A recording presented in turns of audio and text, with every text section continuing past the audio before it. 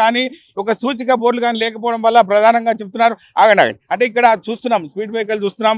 అంటే ఎట్లా ఉన్నాయి స్పీడ్ బ్రేకర్లు? ఏదైనా ప్రమాదాలకు అవకాశం ఉందని అనుకుంటున్నారా? సార్ ఇక్కడ మనకు గవర్నమెంట్ హాస్పిటల్ ముందు స్పీడ్ బ్రేకర్స్ చాలా ప్రమాదకరంగా ఉన్నాయి. ఎందుకంటే మేము లోకల్స్ ఎన్నో విషయాల్లో మేము ఎమర్జెన్సీలో కానీ ఇట్లా వెళ్తూ ఉంటాము.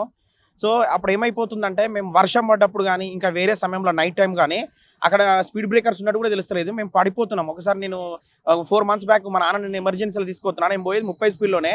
కానీ అక్కడ నాకు తెలిసినా కూడా ఏదో అంటే ఆలోచనలో పోతాం కాబట్టి అక్కడ నేను అంత గ్రహించలేదు. సో మా నాన్న పడిపోయే ఛాన్సెస్ 90% పడిపోయాడు.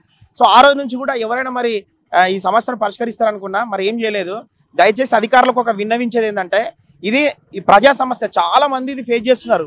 సో అధికారులకు విన్నవించేది ఏంటంటే ఇక్కడ రేడియం స్టిక్కర్స్ కానీ లేదంటే హెచ్చరిక బోర్డు కానీ అంటే ఇక్కడ స్పీడ్ బ్రేకర్ ఉంది అని అలర్ట్ అయ్యే విధంగా దయచేసి చూడండి. ఎందుకంటే ఇది లోకల్సే పడిపోతున్నారు, ఇంకా నాన్ లోకల్స్ అయితే ఇంకా ఖచ్చితంగా వాళ్ళు ఇప్పుడు చిన్నపిల్లలు వస్తారు సార్, ఇప్పుడు వృద్ధులు వస్తారు, మరి వాళ్ళు పడితే మరి ఫ్రాక్చర్ అయ్యే ఛాన్సెస్ ఉన్నాయి. ఇప్పుడు precaution is better than remedy. ఇది ఎవరినో మనం ఇబ్బంది పెట్టాలనే ఉద్దేశం కాదు, కానీ చిన్నపిల్లలు వస్తారు, వృద్ధులు వస్తారు, వాళ్ళకి చాలా ఎఫెక్ట్ అవుతుంది. జిల్లాకు సంబంధించి జిల్లా ఆసుపత్రికి చాలా మంది వస్తుంటారు.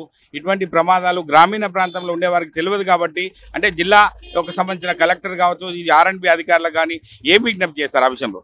సార్ ఇప్పుడు R&B అధికారులకు విజ్ఞప్తి చేసేది ఏంటంటే మీరు స్పీడ్ బ్రేకర్ ఉంచండి అలా, కానీ ఒక అలర్ట్ చేయండి అక్కడ. అంటే మన హెచ్చరిక బోర్డు కానీ లేకపోతే రేడియం స్టిక్కర్స్ కానీ లేకపోతే ఒకవేళ 3 తీసేసి ఒక్క స్పీడ్ బ్రేకర్ పెట్టండి. సో హెల్ప్ అవుతుంది.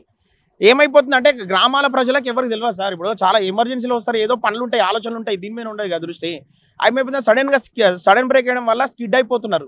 సో పిల్లలు పడిపోతున్నారు, వృద్ధులు పడిపోతున్నారు, ఇంకా ఆ సమస్య పోయి ఇంకొక సమస్యను సృష్టించుకోవడం అవుతుంది.